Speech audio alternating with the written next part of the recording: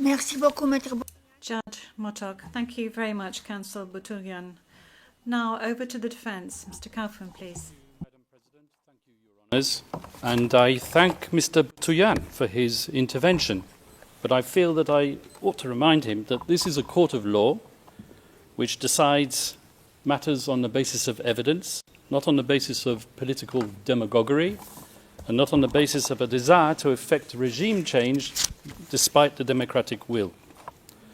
And certainly not on the basis of statements made by Ombudsman Jesus Crispin Remula, who professed that domestic justice will be denied, according to Mr. Boutourian, because of the lack of forensic reports and police reports. Now, I don't know which case Mr. Boutourian's metaphorical ship sailed into, but he clearly hasn't read the evidence. Whilst he was speaking, we examined the evidence, and out of that evidence we found at least 35 reports substantiating 49 of the incidents which are mentioned in the document containing the charges.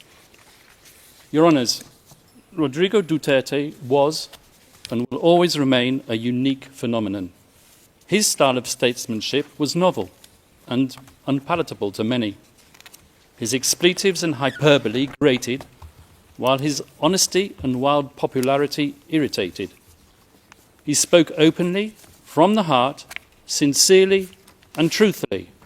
And what a contrast between him and his successor in the Malacanang. For President Rudy, his word was his word, and the people knew it.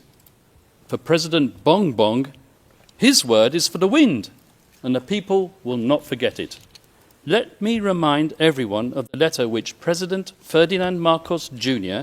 signed, it's on the screen, and in which he gave a cast-iron undertaking that his government, and I quote, will not assist the ICC in any way, shape or form. Well, as we know, he failed to keep that promise. Rodrigo Duterte was unconstitutional and unceremoniously hauled off to The Hague. And when called upon to defend his master's actions and the said letter at a Senate committee hearing, the then Secretary for Justice, once again Mr. Jesus Crispin Remula, persisted with the same dishonest theme. And I quote his words, "We did not assist the ICC. We continue with the very tenor of the letter that we did not assist the ICC and we did not have any contact with them." So he said, but with a document emanating from the prosecution team opposite and disclosed to us a mere week ago, not as information material to the preparation of our defence, but as exonerating evidence, we can now substantiate what we have suspected for a long time. The document comprises a transcript of a telephone call covertly recorded between 4 parties who cannot be mentioned in public, and one of these parties was boasting about how he was acting as the silent partner of President BBM, managing a scheme to funnel witnesses to this court while all the time ensuring that he could guarantee President BBM's plausible deniability. So it is indeed the defence case that President Ferdinand Marcos Jr. set out to neutralise Rodrigo Duterte and his legacy.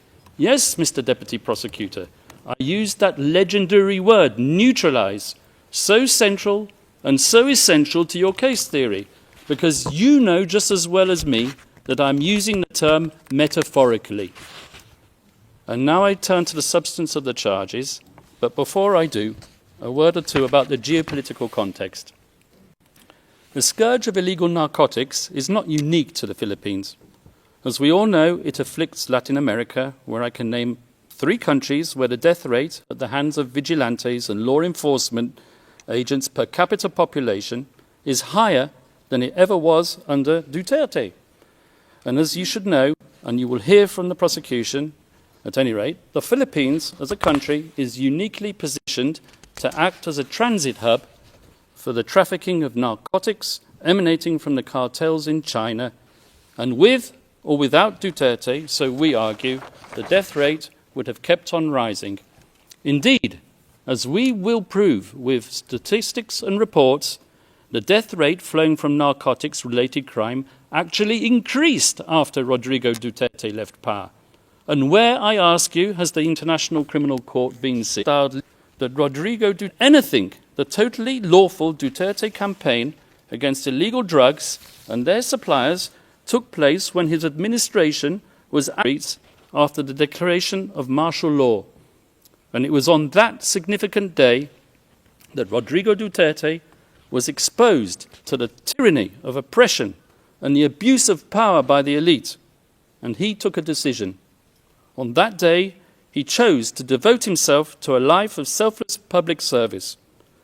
As a professor at the local police academy and as a public prosecutor in Davao, Rodrigo Duterte developed a lifelong passion, some would say an enduring obsession, for law and order, something for which he unapologetically enforced throughout his time as mayor of Davao City.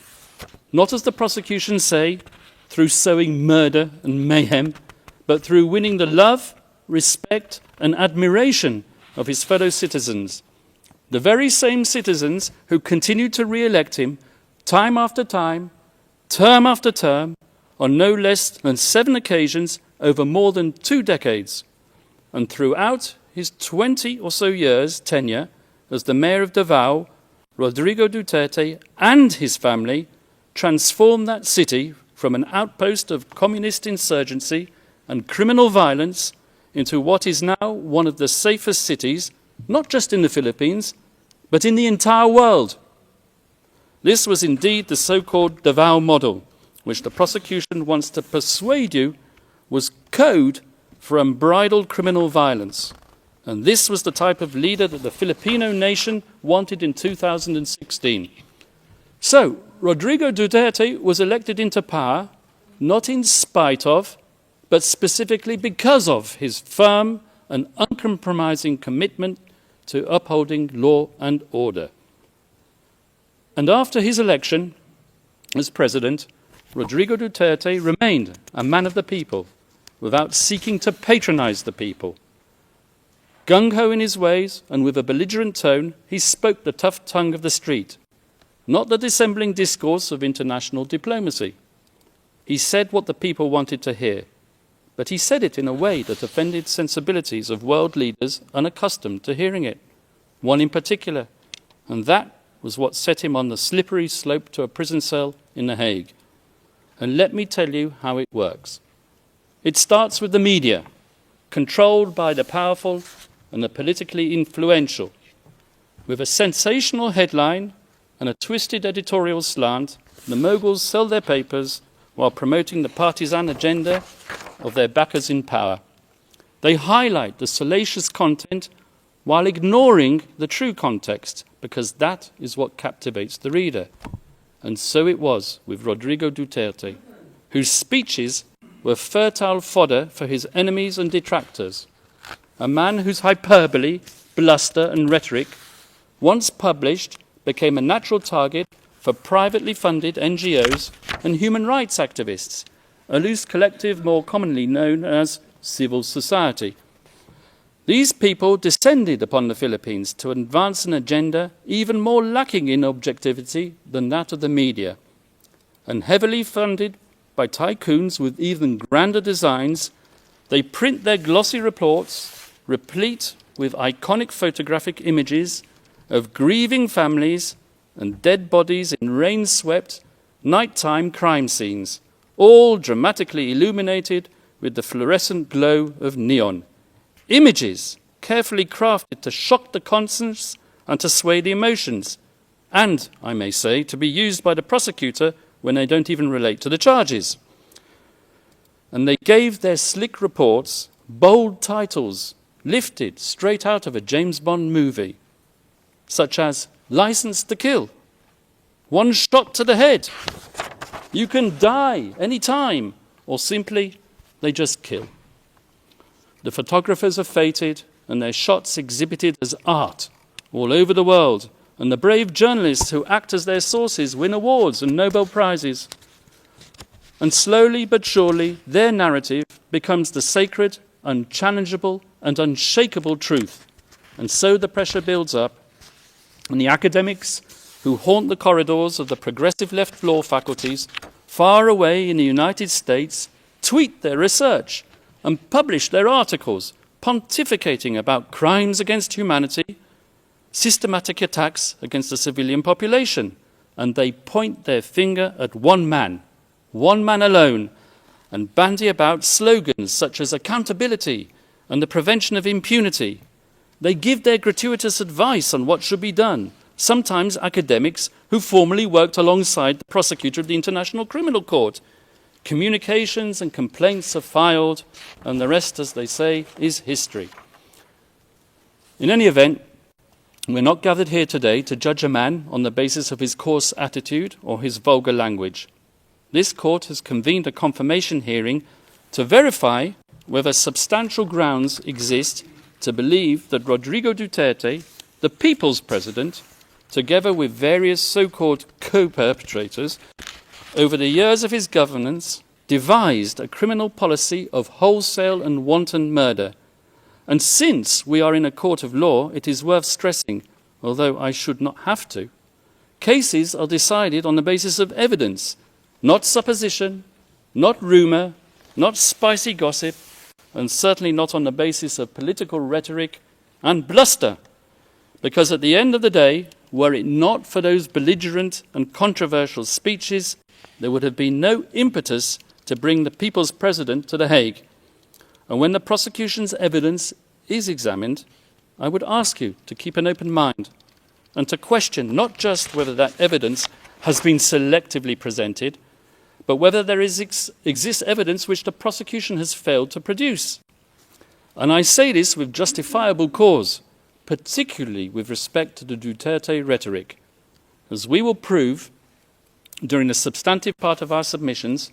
The notorious speeches on which the prosecution relies have been cherry-picked to suit its narrative, while ignoring the many other speeches when the former president tempered his bombastic language